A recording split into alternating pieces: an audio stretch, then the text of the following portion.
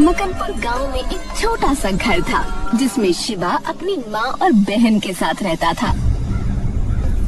कम उम्र में ही गरीबी और बेरोजगारी ने उसकी कमर तोड़ दी थी। अब तो वक्त ऐसा आ गया था कि खाने के लाले पड़ गए थे। ये लकड़ियाँ भी गीली हैं, जलने में नहीं आ रही, क्या करूं? हटो माँ, मैं कोशिश करती हूँ। लकड़ियाँ सुलग रही हैं, तो बस फूंकनी से धीरे धीरे फूंक दे, शायद जल जाए। तब तक मैं देखूं आटा है कि नहीं। कुछ नाश्ता बन जाए तो शिवा काम ढूंढने निकलेगा। ममता आटा देखने उठी।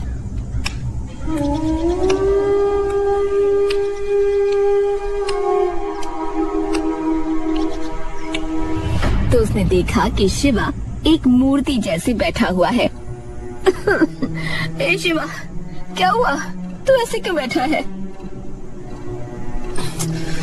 माँ, मैं कुछ भी नहीं कर पा रहा हूँ। माँ, मेरे जिंदा होने का क्या ही मतलब है बोलो, जब मैं इस घर में एक पैसा तक ना ला सकूं तो। मेरे निकम्मेपन के कारण आज तुम सब लोग 2 वक्त के खाने को भी तरस रहे हो। माँ, अरे तू कैसी बातें कर रहा है?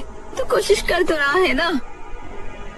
अरे माँ, कोशिश से घर नहीं चलता है। पूनम, ए पूनम, चूल्हा बुझा दे, घर में कुछ नहीं है।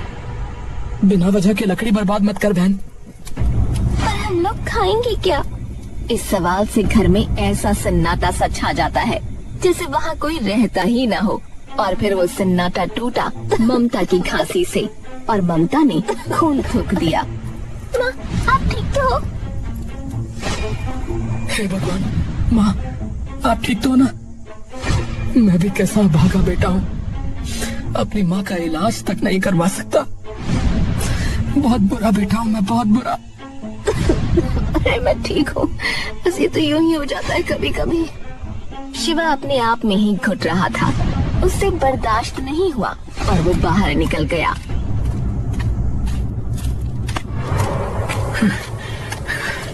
मैं अब इस घर में तब तक नहीं लौटूंगा जब तक कमाई का इंतजाम न कर लूं। हाँ, वरना न मैं खुद को माफ कर पाऊंगा और न पिताजी की आत्मा मुझे माफ करेगी। हाँ। वो शहर की ओर चला, इस उम्मीद में कि शायद कुछ काम हाथ लग जाए।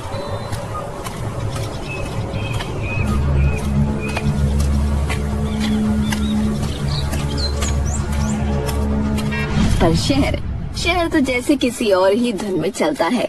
शिवा सुबह से शाम तक हर दुकान, हर फैक्ट्री के फाटक तक गया, लेकिन कोई फायदा नहीं हुआ। कर्मचारी पूरे हैं, फिर कभी आना भाई। आधी मजदूरी मिलेगी, करना चाहो तो कर लो। अरे साहब, आधी मजदूरी में घर कैसे चलेगा बताइए? अरे तेरा घर चले या ना चले, हमें क्या है? काम करना है तो करो, वरना आगे बढ़ो भैया। शिवा पूरा शहर घूमकर थक गया। उसके पैरों में जैसे जान ही नहीं बची थी। धूल से चेहरा काला पड़ गया था, पर वो पोंछने की हिम्मत भी नहीं कर पा रहा था। तभी हल्की सी खुशबू आई, गले में अटके दुख को भी पल भर को भुला देने वाली। उसने गर्दन उठाई। सामने एक दुकान थी। लकड़ी के छोटे से तख्त पर कुल्हड़ सजे थे और उसके नीचे कोयले की धीमी आंच में मटन पक रहा था।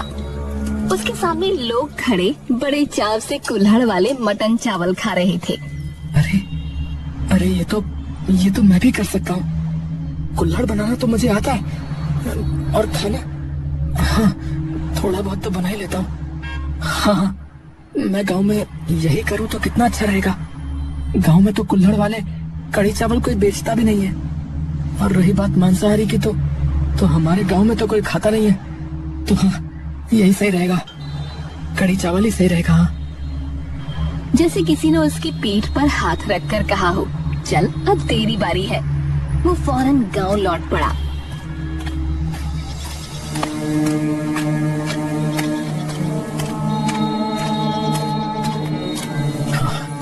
अगर ये काम चल गया ना, तो शायद माँ का इलाज करा पाऊंगा और फिर पूनम की शादी भी करा पाऊंगा। और क्या पता किसी दिन ये घर फिर से घर जैसा बन जाए।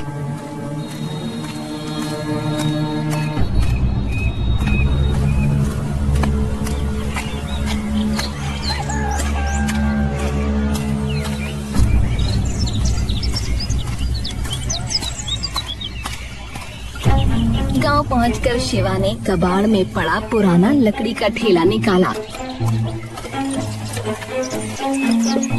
किनारे ठीक किए।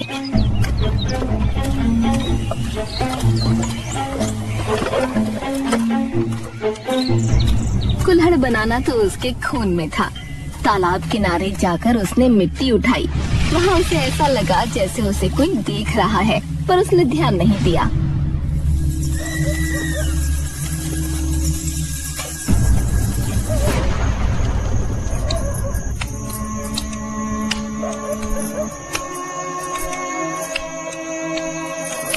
भैया रात के 2 बज रहे हैं, सो जाओ ना। अरे बहना, तू सो जा। देख मेरी तो नींद उठ चुकी है। अब ये तभी आएगी जब घर में पैसे आएंगे। तू सो जा, मेरी फिक्र मत कर, सो जा। शिवा, इतना मत थक बेटा। ऐसा क्या हो गया?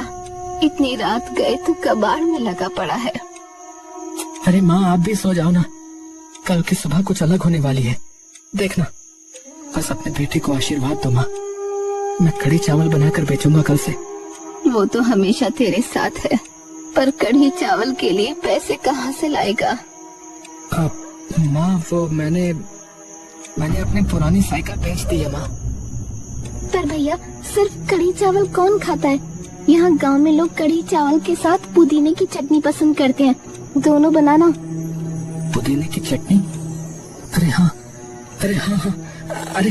अरे वाह बहन, ये तो तूने बहुत अच्छा सुझाव दिया। मेरी समझदार बहन, कितनी अच्छी है तू।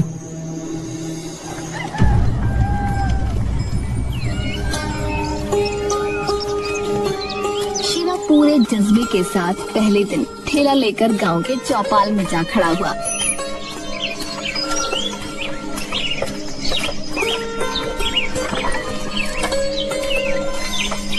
ठेला चमक रहा था।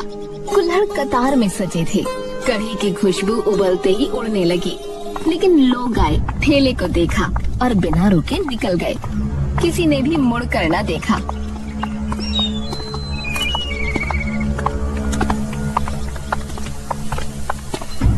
अरे कोई आ क्यों नहीं रहा है? बहुत देर हो गई। शायद मेरे कढ़ी चावल में वो बात नहीं है। तभी 2 लड़के आए।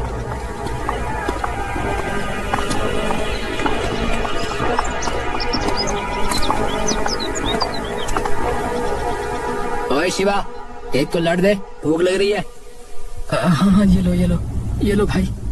शिवा ने कुल्हड़ लिया और उसमें पहले चावल डाले और ऊपर से कढ़ी, साथ में फ्लेवर के लिए पुदीने की चटनी।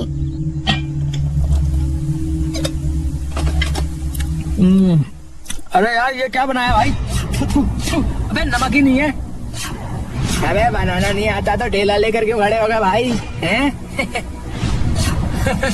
अबे इस बकवास कढ़ी चावल के हम कोई पैसे नहीं देंगे, समझा? हाँ, नहीं देंगे। दोनों लड़के मुंह बनाकर चले गए।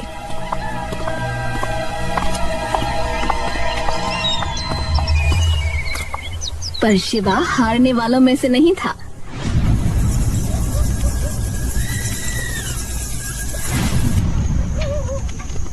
रात को बैठकर उसने मसाले बदले, नुस्खा सुधारा, कई बार चखा, फिर चूल्हा बुझा दिया। दिन गुजरने लगे, पर ग्राहक गिनती के आते वो भी मजाक बना देते। अरे एक बात कहूँ, कढ़ी चावल से ज्यादा स्वादिष्ट तो ये कुल्हड़ लग रहा है मुझे तुम्हारा। काम कर भाई, तू कुल्हड़ी रख ले और खाना फेंक दे, कैसा रहेगा है? शिवा हंस देता, पर अंदर से रोता रहता। पैसे आ रहे थे, पर लागत से कम, कोई फायदा नहीं हो रहा था।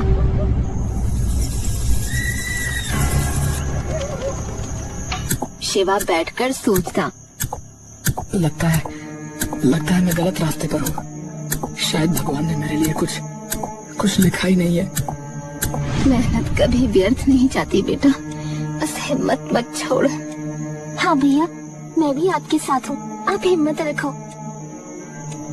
बहन, हिम्मत भी पेट खाली होने पर ना डगमगा जाती है, समझी?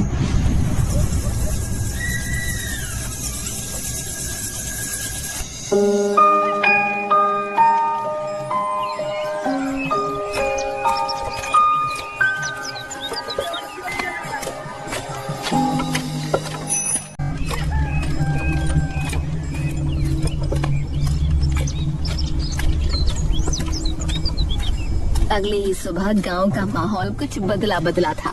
हवा में वही लोग थे, पर चेहरों पर नई खामोशी। अरे आओ आओ, कुल्हड़ वाले कढ़ी चावल खाओ। अरे भाई आओ, अरे दादा, अरे आओ, अरे अरे भैया आओ आओ।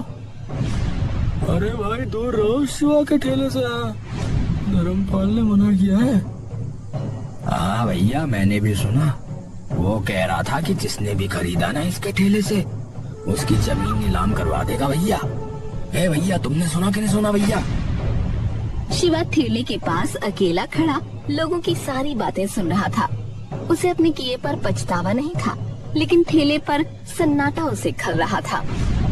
ये धर्मपाल बिल्कुल सही नहीं कर रहा है। और ये लोग इतना डरते क्यों हैं उससे? वो भगवान है क्या? चाचा मुझे कढ़ी चावल दे दो। हाँ हाँ बेटा आओ। अरे चल यहाँ से, घर नीलाम करवाएगा क्या? चल।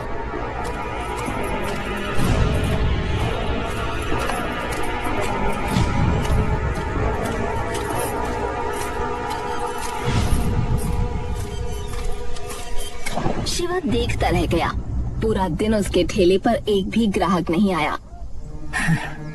घर में नमक, दही, चावल सब खत्म हो रहा है, और माँ की दवा भी। ऐसे कैसे चलेगा, ऐसे कैसे चलेगा? कुछ सोच शिवा, क्या करूं? धर्मपाल से माफी मांग लो क्या? नहीं, मैं ऐसा नहीं कर सकता। मेरी आत्मा गवाही नहीं दे रही है, मैं ऐसा नहीं कर सकता। उस दिन वो कढ़ी चावल लेकर ही घर आ गया।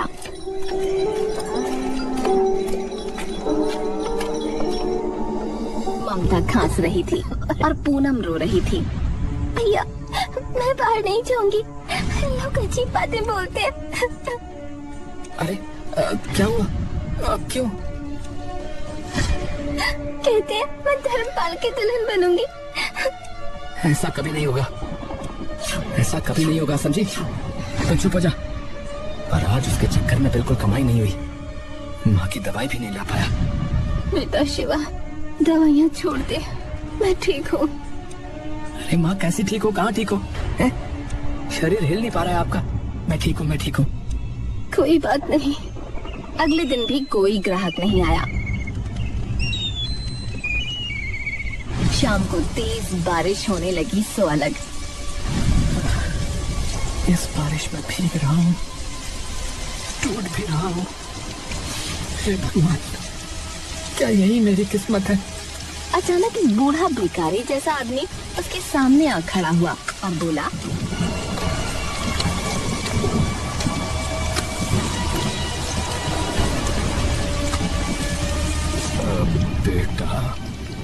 बेटा कुछ खाने को मिलेगा?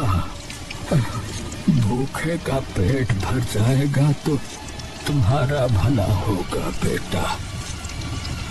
बाबा आइए। हाँ, जरूर लीजिए बाबा।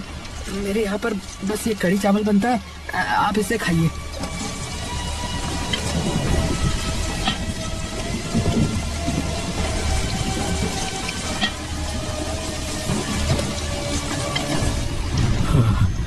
हाँ बेटा, जो है वही दे दे बेटा गरीब को।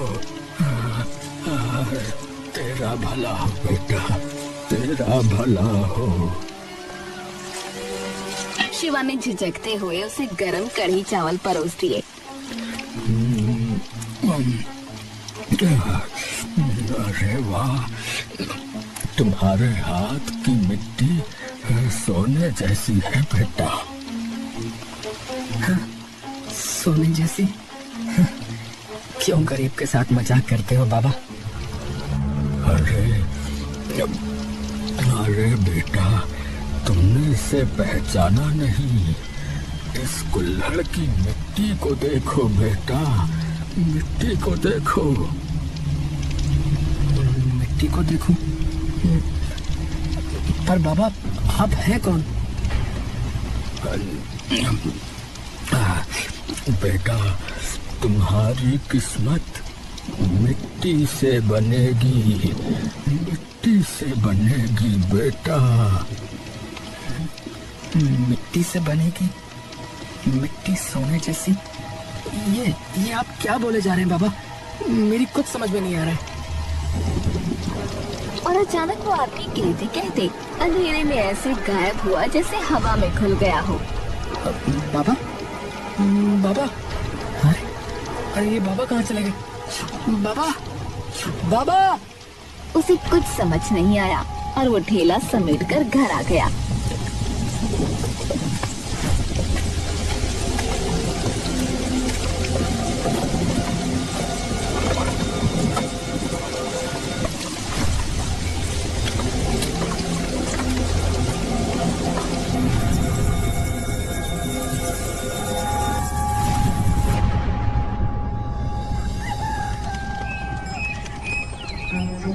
अगली सुबह शिवा मिट्टी लेने गया तो ढेर में कुछ चमकता दिखा।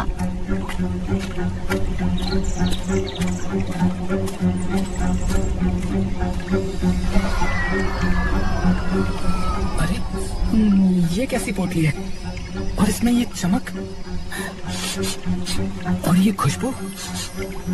पोटली में राख जैसी कोई चीज थी, हल्की खुशबू छोड़ती हुई।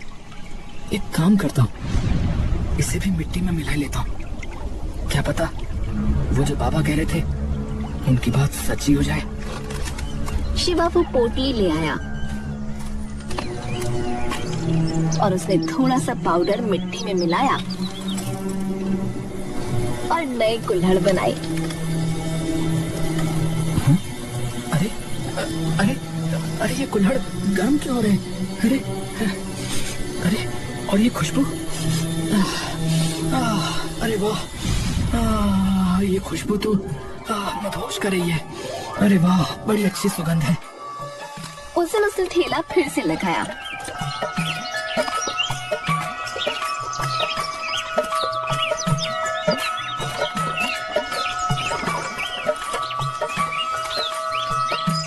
लोग पहले दूर रहे पर खुशबू ने उन्हें खींच ही लिया। अरे अरे भाई वाह, क्या खुशबू आ रही है भैया। कहाँ से आ रही है? अरे शिवा के ठेले से। चलकर देखता हूँ।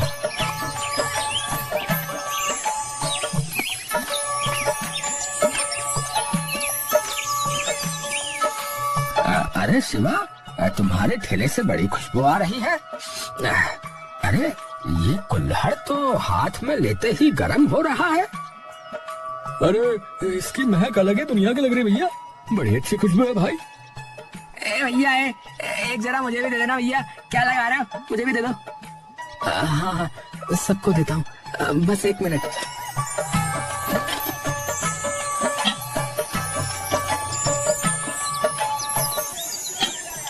ये लीजिए भाई साहब।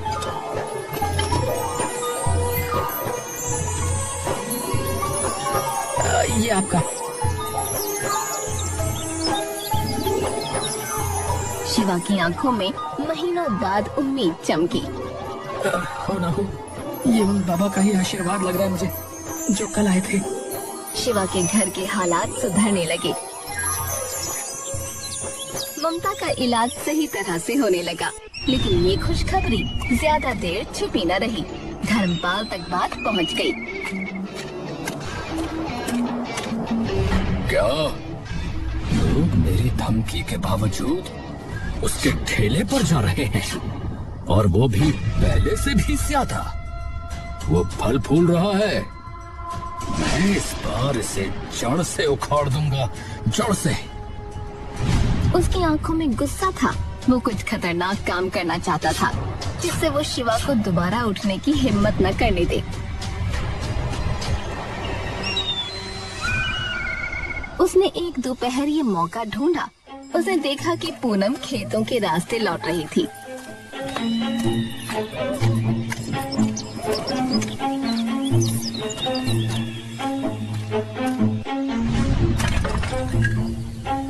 अरे पूनम, अरे जरा इधर तो आओ।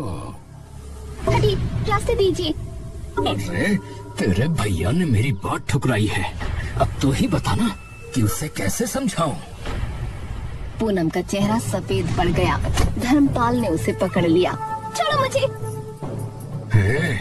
समझा देना अपने भैया को कि मुझसे न टकराए। और इस गांव से भाग जाए, वरना अंजाम समझ गए ना? चल चल जा। वो बिना पीछे देखे दौड़ी और घर पहुंचते ही रोने लगी। माँ, वो मुझे रोक रहा था माँ। हे भगवान, ये आदमी अब बच्चों पर भी नजर डाल रहा है। शिवा घर पहुंचा तो दोनों की हालत देखकर उसका खून खौल उठा। धर्मपाल, तूने मेरी बहन को छुआ, मेरी बहन को छुआ तूने। मैं उसका खून पी जाऊंगा माँ, मैं उसका खून पी जाऊंगा। जाने दो मुझे, जाने दो मुझे। बेटा पागल मत बन, वो आदमी ताकतवर है। शिवा के चेहरे पर गुस्सा और बेबसी दोनों उतर आए। तो क्या करूंगा, क्या करूं बोलो। गाँव छोड़ दो या सीना तान कर लड़ जाऊं। हे भगवान, ये आदमी हमें जीने क्यों नहीं देता है? इस दौरान अचानक गांव में एक बात फैली कि तालाब के पास एक बूढ़ा भटकता नजर आता है। अरे भैया, रात में देखा वो तालाब किनारे चलता भैया। अरे पैर नहीं लगते जमीन पे भाई। ए भैया, मुझे तो लगता है वो कोई देवता वेवता है भैया। मंदिर बनवा दे वहाँ गई। अरे भाई, देवता नहीं, एक कुम्हार की आत्मा है, कुम्हार की आत्मा है, जिसके बाप दादाओं की जमीन जो है ना, ये धर्मपाल कमीने के बाप ने छीनी थी साले ने। शिवा सब सुनता था पर चुप रहता था। तब एक रात उसे सपना आया। सपने में वही बूढ़ा सामने खड़ा था। जिस अन्याय ने मेरी सांसें छीनी थी बेटा, वही अन्याय अब तुम्हें भी रोक रहा है। बाबा, कौन सा अन्याय बाबा? जिसे मिट्टी में दफन किया गया, उसे मिट्टी ही जगाती है। पर आप है कौन बाबा? आप क्या कहना चाहते हैं? आपकी बातें ना मुझे बिल्कुल भी समझ में नहीं आती। तेरी लड़ाई मेरी भी लड़ाई है बेटा, खत्म कर इसे। शिवा घबराकर जाग गया। दिल जोरों से धड़क रहा था और माथा पसीने से भीगा था।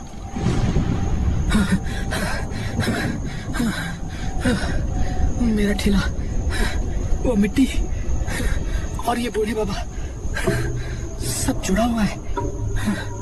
क्या मैं सही रास्ते पर हूँ या फिर मैं किसी और खेल में फंसा हुआ हूँ? वो रात में ही कुल्हड़ बनाने बैठ गया। अचानक हवा घूमने लगी और कुल्हड़ हिलने लगे, जैसे अदृश्य हाथ कुल्हड़ों को छू रहे हों। अरे ये क्या हो रहा है? बाबा क्या ये आप हो? बताओ ना बाबा।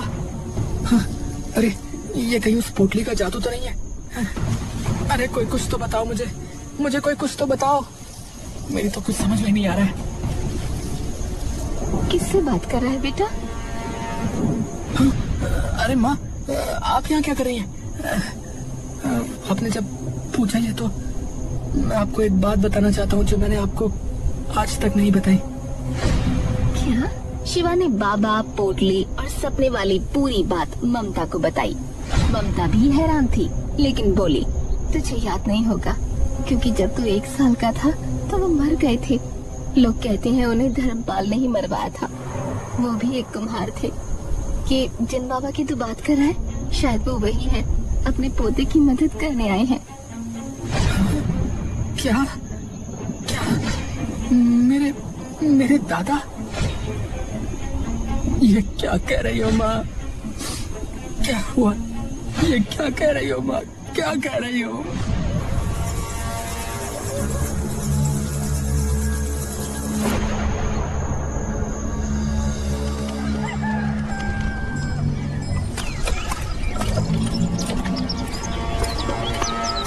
और फिर हिम्मत जुटाकर उसने सुबह ठेला लगाया। भीड़ उमड़ पड़ी। अरे भैया, ये स्वाद जो है ना, ये पहले कभी मिला ही नहीं भैया। अरे भैया, मेरे लिए 4 प्लेट लगाना भैया, 1 मेरे लिए और 3 मैं घर ले जाऊंगा भाई। अरे भाई ये कढ़ी चावल नहीं है। हाँ, कढ़ी चावल मत समझना इन्हें। ए भैया जादू है जादू। हाँ भैया मैंने तो खत्म भी कर दी एक प्लेट। ए भैया एक काम करो यार, पेट तो भरा भरा लग रहा है लेकिन मन नहीं भरा। एक काम करो, एक कुल्हड़ और दे दो भाई। बाबा, लगता है आपका आशीर्वाद काम कर गया बाबा। एक कुम्हार का लड़का मेरी बराबरी करेगा, मेरी धर्मपाल की। आज ही इसका खेल खत्म कर देता हूँ। हाँ, रात में उसने गुंडे भेजे।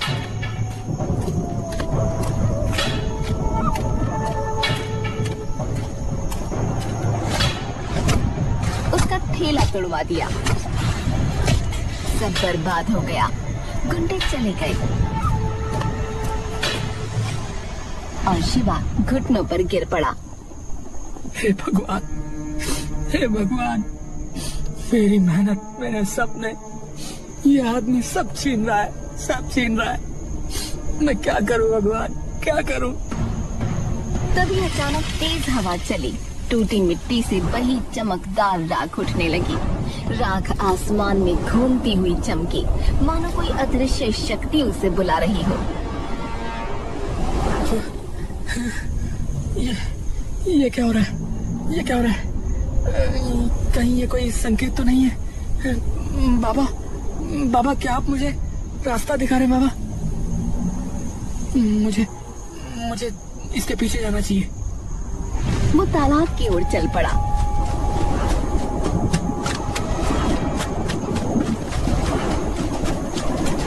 उसे और लोगों ने देखा तो वो भी उस तरफ हो लिए।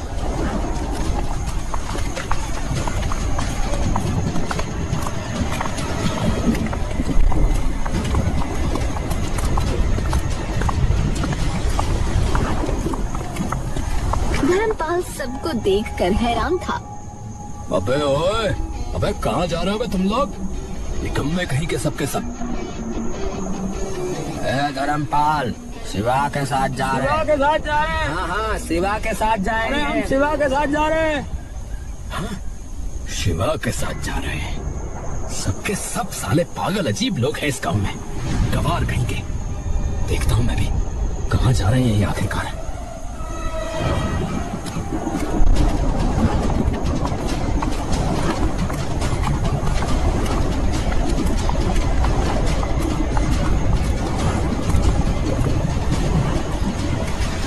सब तालाब तक पहुँचे। तालाब चमक रहा था और वहीं वो बूढ़ा खड़ा था। अरे तू तो मर गया था ना? हैं? तू तो मर गया था। तो ये यहाँ कैसे, क्या? अन्याय कभी नहीं मरता, कभी नहीं मरता अन्याय। याद रखना, बस समय आने पर हिसाब चुकता करता है। हाँ? मुझसे दूर रह मुझसे दूर। तूने मेरी जमीन छीनी, याद है? फिर मुझे दर्दनाक मौत दी और अब मेरे पोते का जीना हराम कर रहा है। अरे भैया, अरे कमाल हो गया भैया, गजब हो गया। अरे ये तो शिवा के दादा है भैया। अरे ये क्या जिंदा है क्या ये? अरे कैसे बोल रहे हैं? ए भैया, जिंदा हिंदा नहीं है, देख नहीं रहे भैया, चमक रहे बिल्कुल हैं, बिल्कुल बिल्कुल सफेद बूढ़े चमक रहे भैया। ए भैया, ये उनकी आत्मा लग रही भैया, तो न्याय के लिए भटक रही भैया। आज यहाँ कुछ कांड होने का लग रहा है मुझे भैया। ये धर्मपाल का आज कुछ मेरे को ग्रहण नक्षत्र ठीक नहीं लग रहा भैया। हाँ, मैंने किया, मैंने ठेला तोड़ा, मैंने ही शिवा को बर्बाद करना चाहा, मैंने ही तुम्हारी जमीन भी छीनी थी। सब सच है, सब सच है। पर मुझे अब जाने दो। मैं अब आगे से शिवा को कुछ नहीं कहूँगा। मैं आगे से कुछ नहीं कहूँगा। मैं हाथ जोड़ता हूँ। मेरी लाश यही तालाब के किनारे 10 फीट नीचे दफन है। मुझे मुक्त कर। शिवा ने अपने दादा की लाश तालाब के किनारे से निकलवाकर उसका अंतिम संस्कार किया।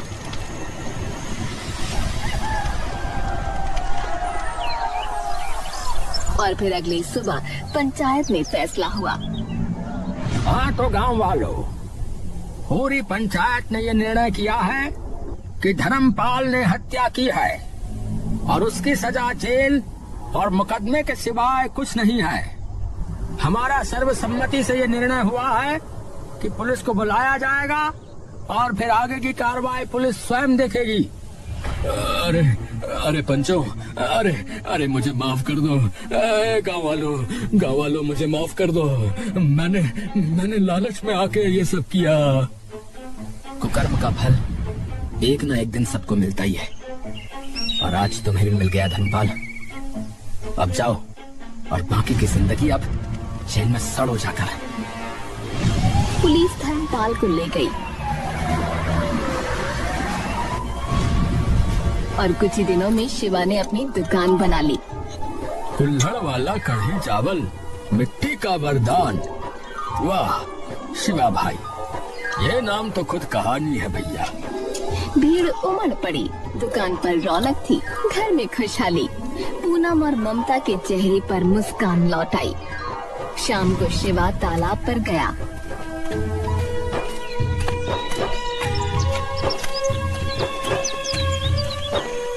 पानी शांत था। बाबा बहुत बहुत धन्यवाद, आपकी मिट्टी ने मेरी जिंदगी बना दी बाबा। बहुत बहुत धन्यवाद। हवा हल्के से बहने लगी, पत्ती सरसराई, जैसे कोई अदृश्य शक्ति आशीर्वाद दे रही हो।